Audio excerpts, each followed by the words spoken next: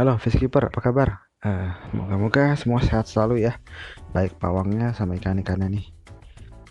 Episode kali ini, ya bukan episode sih sebenarnya kayak kali ini ya kita pengen curhat sih sebenarnya, pengen curhat, pengen bagi pengalaman sama diskusi ya. Soalnya kalau hal ini saya juga masih ngeraba ilmunya, jadi mudah-mudahan banyak masukan dari sini. Intinya yang coba saya mau omongin yaitu tentang konten ikan predator ya. Jadi awal mulanya mungkin sekitar 3 tahun yang lalu, ikan predator yang pertama saya beli adalah ikan toman. Itu juga ukurannya luar biasa, sekitar 40 cm, 2 ekor dengan akuarium seingat saya itu cuma sekitar 70 cm gitu. Untungnya sih lumayan tebal ya akuariumnya. Dari situ mulailah beli ikan predator. Mungkin udah puluhan jenis ya saya sudah pelihara, cuman ya kesininya saya emang tipenya bosenan, jadi begitu bosan saya jual, bosan jual, beli baru lagi. Nah dari situ saya mau berbagi kesimpulan bahwa apa aja sih yang harus disiapkan sebelum mengkonten ikan predator, ya apa yang harus dipikirkan lah intinya gitu sebelum memelihara ikan, atau apa yang udah kepalang lah, udah beli ikan ibaratnya. Coba yang kita perhatikan yang pertama yaitu kita harus mikirin tentang ukuran akuarium ya. Ini sebenarnya lucu kayak ayam telur, jadi bingung ya kadang orang mau beli tank dulu atau beli ikan dulu pakai tank yang udah ada. Yang mana duluan lah. Kalau saya kemarin adalah beli ikannya dulu, tanknya pas-pasan nih ya saya bilang tadi itu. Tapi sejak dari itu saya coba berpikir dan cari tahu, akhirnya mengambil kesimpulan bahwa kalau mau melihara ikan predator, minimal ikan itu yang saat itu kita beli sepertiga dari besar akuarium kita punya ya, dan juga harus dihitung jumlahnya. Jadi nggak cuman sekedar beli ukurannya pas cuman jumlahnya banyak, juga nggak bagus juga gitu loh. Tapi resikonya juga yang kayak gini, yaitu ya kita harus punya spare budget lebih ya buat upgrade tank, apalagi kalau ikan sudah mulai besar itu. Atau yang lebih bagus lagi sih sebenarnya, kita persiapkan tanknya dulu ya. Jadi kita bisa kalkulasi nih, estimasi kira-kira ikannya apa aja, terus berapa senti, berapa banyak. Jadi setelah dihitung-hitung, jadi kita bisa tahu kebutuhan akuariumnya seperti apa. Habis itu yang kita pikirin berikutnya adalah budget untuk filtrasi. Jadi jangan nanggung-nanggung nih tentang filtrasi, soalnya ikan predator itu cenderung kotorannya dan amoniaknya banyak ya. Dan apalagi kalau misalnya dikasih substrat atau dasaran, jadi filtrasi ini budgetnya harus memadai. Jadi kita harus berpikir kalau misalnya bikin tank, mau beli ikan apa dan filtrasinya gimana, jadi itu dimasukin jadi satu paket gitu loh. Kalau ikannya bejubel banyak, terus ntar amoniaknya banyak, sisa kotorannya banyak, terus airnya filtrasinya kurang bagus ya, atau dalam beberapa hari juga ikan otomatis itu mah pasti, karena ya keracunan sama amoniaknya sendiri gitu. Kecuali kalau kita nggak mau filtrasinya bagus, kita punya waktu 24 jam lah, kali 7 hari di rumah, terus tiap hari punya waktu buat nguras 20%. Nah itu lebih bagus lagi tuh, kayak di kios ikan ya gitu. Kenapa kayak gitu? Soalnya buat saya itu melihara ikan itu sama kayak melihara air. Jadi kalau airnya bagus, ikannya otomatis akan sehat dan cepat besar gitu. Jadi kalau banyak yang bilang, gimana sih ikannya biar cepat besar, ya airnya harus pelihara dengan bagus gitu, nggak ada cara lain. Kalau untuk filtrasi mungkin next time kita bahas ya, gimana filtrasi saya, simpel sih sebenarnya. Yang berikutnya kita harus pertimbangkan karakter ikan dan sifat ikan ya sebelum membeli. Jadi kalau bos-bos ini mau beli ikan, ya cari tahu dulu lah minimal dia makannya apa, karakternya gimana, tipe ikan apa tuh, kan ada tuh, ada yang namanya top middle atau bottom feeder itu loh. Kayak ikan ini biasa berenang di mana, cari makan di mana. Jadi kalau di akuarium tuh ada di atasnya, di tengahnya, atau di bawahnya gitu. Nah ini juga harus kudu dipikirin ya, karena jangan sampai nih kalau misal contoh nih ikan dua gitu di atas arwana, dua ukurannya sama, jalurnya sama, ya itu udah pasti bentrok gitu, karena sama-sama top feeder dan saling berebut makanan juga di tempat yang itu juga gitu. Makanya kita harus pertimbangin kayak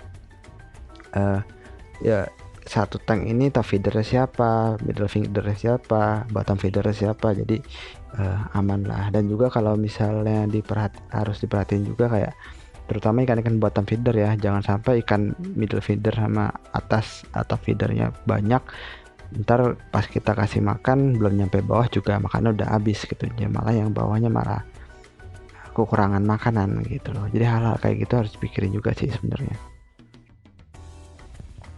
Oke, nextnya itu kita juga mikirin setup tanknya ya. Jadi kan yang kadang suka polosan, ada yang kadang suka pakai aquascape atau hardscape gitu.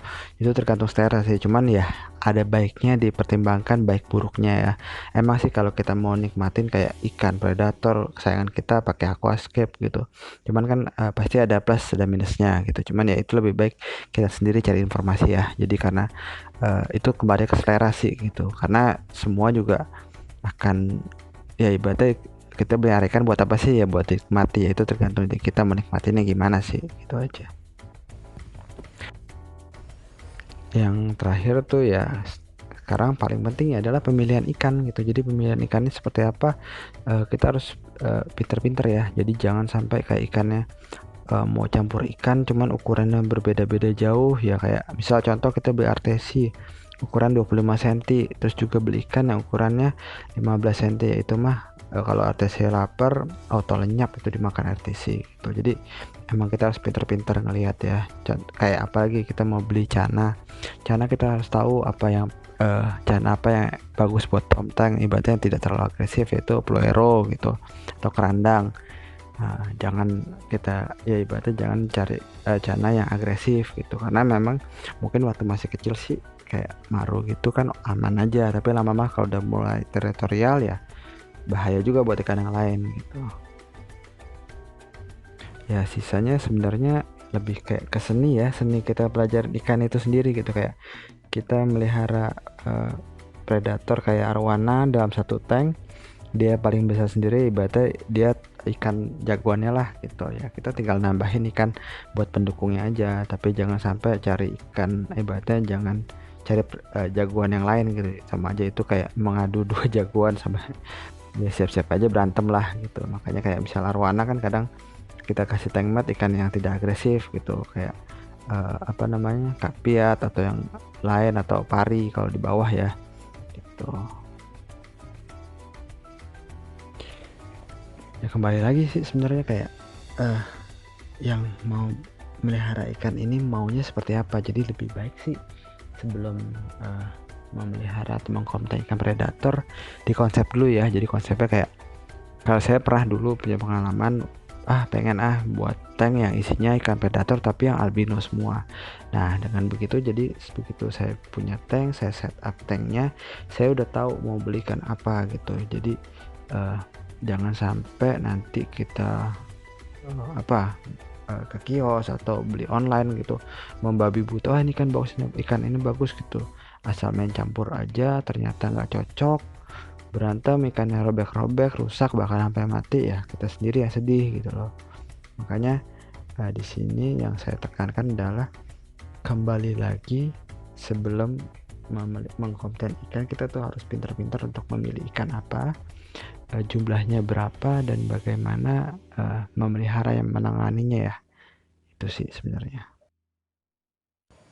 Oke, sebelum lupa tambahan nih, kayak kita juga harus memikirkan ya kalau mau konten, karena kan belum tentu kalau kita konten ikan makanannya ikan itu sama semua gitu. Kadang ada yang makan yang nggak mau makan pelet, ada yang makan pelet, ada yang mau makan ikan hidup atau umpan hidup, ada yang mau makan ikan beku. Nah itu juga harus dipikirkan. Jadi gimana caranya, kita mau simple atau enggak, atau kita mau melatih semuanya makanan sama, yaitu gimana kita ngakalinnya lah, gimana kita cara bikin itunya kita mudah lah aja. Maksud saya jangan sampai karena kita memaksakan untuk bikin konten kitanya jadi kesusahan, terutama dalam hal memberi makan ya. Kalau buat saya sendiri sih semua saya coba usahakan untuk makan makanan beku ya. Jadi ikannya saya ajarkan untuk apa ya, makan makanan beku dengan cara dipuasain. Jadi begitu mereka sangat lapar baru saya kasih, terutama biasanya saya kasih cacing beku dulu, kemudian udang-udang rebon yang kecil-kecil itu, lama-lama baru saya kasih ikan kecil yang beku. Yang penting sih sebenarnya kekonsisten. Jadi kadang-kadang suka ketakutan dari si kiper, ntar ikannya mati kalau nggak mau makan, ikannya mati nggak mau makan. Sebenarnya ikan dengan sendirinya nalurinya, apalagi kalau komteng ya, mereka rame-rame, biasanya sih pelan-pelan mereka mau makan. Jadi kalau udah mau makan satu, rata-rata yang lain juga mau ikut sih. Kalau saya sih seperti itu ya, nggak tahu yang lain, coba dikasih masukan. Mungkin sampai sini dulu ya. Kalau ada info atau pengalaman saya yang sebenarnya salah, mohon diluruskan, dan bila ada pertanyaan bisa dikasih kolom komen, siapa tahu saya bisa jawab. Kalau tidak bisa jawab, coba kita diskusikan lagi dan cari informasi lagi saya. Satu lagi, oh ya, jangan lupa ya, like and subscribe. Thank you.